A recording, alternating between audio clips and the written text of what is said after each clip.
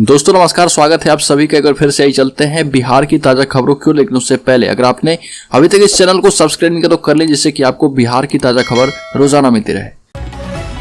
बिल्कुल, बिहार में रामचरितमानस विवाद थमने का नाम नहीं ले रहा। बैठे बिठाए भाजपा को मुद्दा मिल चुका है। वहीं भाजपा किसी भी तरह इस मुद्दे को खत्म होने नहीं देना चाहती। यही वजह है कि चारों तरफ से भाजपा के नेता प्रतिदिन रामचरितमानस को लेकर शिक्षा मंत्री और नीतीश सरकार पर हमला बोल रहे।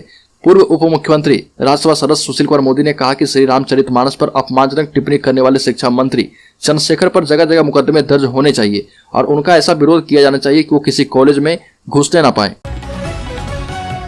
राज्य के शिक्षा मंत्री चंद्रशेखर को मिला तेजस्वी यादव का साथ। डिप्टी सीएम ने कहा कि बीजेपी की साजिश की वजह से ऐसा हो रहा। संविधान से बड़ा कोई ग्रंथ नहीं है। बिहार सरकार के आरजेडी कोटे से शिक्षा मंत्री चंद्रशेखर के बयान के बाद पहली बार उप मुख्यमंत्री तेजस्वी यादव ने अपना मुंह खोला है और एक तरह से तेजस्वी यादव ने अपने मंत्री का बचाव करते हुए पूरे मामले को दूसरी तरफ मोड़ दिया है। तेजस्वी यादव ने इस पूरे प्रकरण के लिए बीजेपी को जिम्मेदार ठहराया और उन्होंने कहा कि यह बीजेपी की साजिश है, इसी वजह से इस मसले को बड़ा किया जा रहा। तेजस्वी यादव ने कहा कि बीजेपी जब से सत्ता से गई है या उससे पहले भी मुख्यमंत्री नीतीश कुमार को तरह तरह के प्रलोभन दिया जा रहा। कभी उपराष्ट्रपति बनाने की बात कहती है तो कभी राज्यपाल बनाने की बात कहती है, कभी केंद्र सरकार में ले जाकर मंत्री बनाने की बात भी कहती है। जमुई में सभी स्कूल 18 जनवरी तक बंद किए गए। जमुई में लगातार ठंड का प्रकोप जारी है। घने कोहरे और शीतलहर ने लोगों को अभी राहत देने का मन नहीं बनाया है। घने कोहरे और बढ़ती शीतलहर के कारण जिले के नर्सरी से क्लास 8 तक के सभी स्कूल को 18 जनवरी तक बंद कर दिया गया है। जमुई में अब नर्सरी से कक्षा 8 तक के स्कूल 19 जनवरी को खुलेंगे। जमुई में सर्द हवा चलने से सेहरन भी बढ़ गई है। केंद्रीय मंत्री अश्विनी चौबे सड़क हादसे में बाल बाल बचे, ट्वीट किया।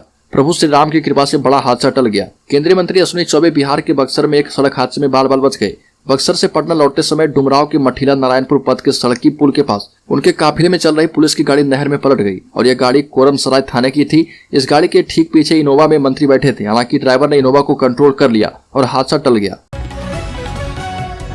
बिहार में महागठबंधन टूटेगा, इस सवाल पर तेजस्वी यादव ने कहा कि लोग कितनी भी कोशिश कर ले, महागठबंधन एकजुट है और आगे भी एकजुट रहेगा। महागठबंधन टूटने का सवाल ही पैदा नहीं होता। तरह तरह की बातें चलाई जा रही है, कौन क्या कह रहा है, इस पर ज्यादा ध्यान नहीं देना चाहिए। तेजस्वी यादव ने कहा कि बिहार में जो बयानबाजी हो रही है, तिल का तार बनाया जा रहा, इन सब के पीछे बीजेपी है और बीजेपी सोची समझी साजिश के तहत काम कर रही है। बिहार के सिवान में पूर्व एमएलसी प्रत्याशी रईस खान पर AK-47 से हमला मामले का अभियुक्त को सारण के अमनौर से गिरफ्तार कर लिया गया है। रविवार को बड़हरिया ब्लॉक के प्रमुख पति मिनहाज उर्फ सल्लू मियां को वाहन जांच के दौरान पुलिस ने गिरफ्तार किया और उसके साथ 2 लड़के भी मिली है। बताया जाता है कि एक लड़की भागलपुर की तो दूसरी सिवान की रहने वाली है। बीजेपी के सबसे बड़े नेता ने कहा कि नीतीश बिहार में हमारे लीडर हैं। बिहार की सियासत में एक बार फिर चर्चा है कि नीतीश कुमार फिर से पलटी मार सकते हैं। वहीं इन सबके बीच बीजेपी अध्यक्ष JP नड्डा का एक वीडियो जिसमें वो कह रहे हैं कि नीतीश कुमार ही बिहार में लीडर थे, लेकिन उन्होंने पलटी मार दी। नड्डा के इस बयान में कहीं ना कहीं अब यह नजर आ रहा कि अगर नीतीश कुमार चाहें तो अब बिहार में सरकार बनाने में उन्हें कोई परेशानी नहीं है। बीजेपी लीडर JP नड्डा ने कहा कि जब नीतीश कुमार ने हमारा साथ छोड़ा। रामचरितमानस को लेकर आरजेडी और जेडीयू में घमासान। तेजस्वी यादव ने कही बड़ी बात। बिहार के शिक्षा मंत्री प्रोफेसर चंद्रशेखर के द्वारा रामचरितमानस को लेकर दिए गए बयान पर अब जेडीयू आरजेडी के बीच घमासान शुरू हो गया है।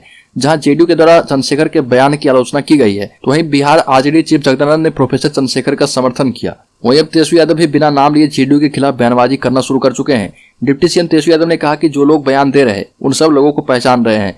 बयानबाजी से कुछ होने वाला नहीं है। उनके बयानों से गठबंधन टूटने का सवाल नहीं पैदा होता।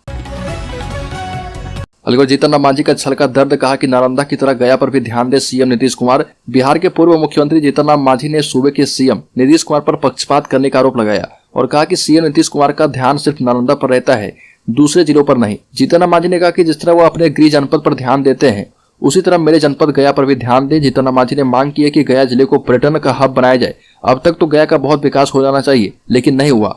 गया के निवासियों के साथ अन्याय हो रहा। राम के नाम पर जेडीयू और बीजेपी में बढ़ी नजदीकियां। इन दिनों बिहार की सियासत भगवान राम के इर्द गिर्द घूम रही है। जदयू और आरजेडी के बीच आर पार की लड़ाई छिड़ गई है तो भाजपा भी मंत्री के इस्तीफे की मांग कर रही है। पूरे मसले पर उप मुख्यमंत्री तेजस्वी यादव ने चुप्पी साध रखी। वहीं शिक्षा मंत्री पर कार्रवाई को लेकर जदयू सख्त नजर आ रहा। जदयू के पार्लियामेंट्री बोर्ड के अध्यक्ष उपेंद्र कुशवाहा ने चंद्रशेखर सिंह पर कार्रवाई की मांग कर दी है। राजद के नेताओं के द्वारा रिस्पॉन्ड नहीं किए जाने के बाद जदयू के द्वारा रामचरितमानस का विधिवत पाठ मंदिर में किया गया और शिक्षा मंत्री चंद्रशेखर को आईना दिखाने की कोशिश की गई। अगर बिहार में अवैध बालू कारोबार पर कंट्रोल होगा, सरकार ने बदले खनन के नियम, 25 जिलों में नीलामी की तैयारी। बिहार सरकार बालू के अवैध खनन के बाद अब उसके अवैध भंडारण पर भी प्रभावी रोक लगाने की तैयारी में है।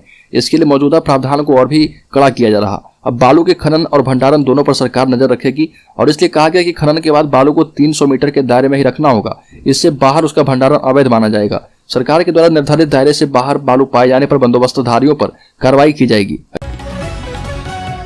बिहार के एक युवक की नेपाल विमान हादसे में गई जान, कमाऊ बेटे की मौत से सदमे में है परिवार। नेपाल में एक यात्री विमान पोखरा हवाई अड्डे पर उतरते समय नदी घाटी में दुर्घटनाग्रस्त हो गई और जिसमें कम से कम 68 लोगों की मौत हो गई। इस विमान में 5 भारतीय नागरिक समेत 72 लोग सवार थे। मिली जानकारी के मुताबिक बिहार के सीतामढ़ी जिले के बैरगनिया के युवक संजय जायसवाल की मौत हो गई और संजय बनिया नगर परिषद क्षेत्र के बाढ़ 6 निवासी राम इकबाल चौधरी का पुत्र था। अल्फा खरमास के बाद बिहार मंत्रिमंडल के विस्तार की चर्चा तेज है। बिहार में मंत्रिमंडल का विस्तार हो सकता है और इसको लेकर कांग्रेस विधानमंडल दल के नेता अजीत शर्मा ने बताया कि इसकी जानकारी हमें नहीं है, लेकिन कांग्रेस को 2 सीटें मिलनी चाहिए। विधानमंडल दल के नेता अजीत शर्मा ने कहा कि मंत्रालय तो सरकार का अंग है, आवश्यकता पड़ने पर विस्तार होता है, लेकिन मंत्रालय के विस्तार को लेकर हमें कोई जानकारी नहीं मिली है और कांग्रेस की जो हिस्सेदारी बनेगी उसे हम लेंगे।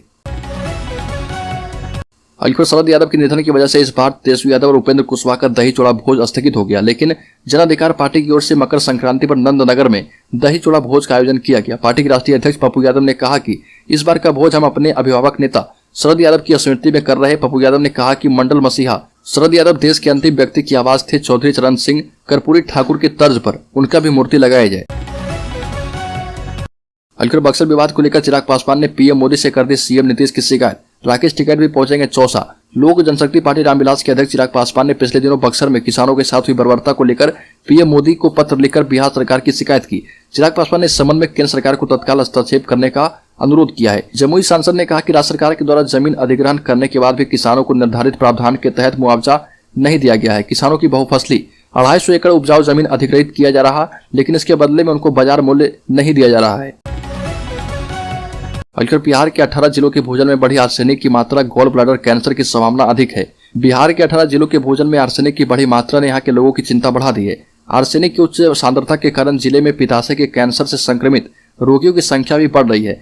बिहार राज्य प्रदूषण नियंत्रण बोर्ड के अध्यक्ष अशोक कुमार घोष ने बताया कि विशेषज्ञों के द्वारा किए गए एक अध्ययन में पाया गया है कि राज्य के 38 जिलों में से 18 जिलों में भोजन में आर्सेनिक की उच्च मात्रा पाई गई है। अलीपुर बीजेपी से निकाले जाने के करीब 2 सप्ताह के बाद राजीव रंजन ने दोबारा सत्तारूढ़ जनता दल यूनाइटेड में शामिल हो गए और पार्टी में वापस लिए जाने पर मुख्यमंत्री नीतीश कुमार का आभार जताया। भाजपा की बिहार इकाई के पूर्व उपाध्यक्ष राजीव रंजन को पार्टी ने अनुशासनहीनता के आरोप में पिछले साल 30 दिसंबर को बर्खास्त कर दिया था।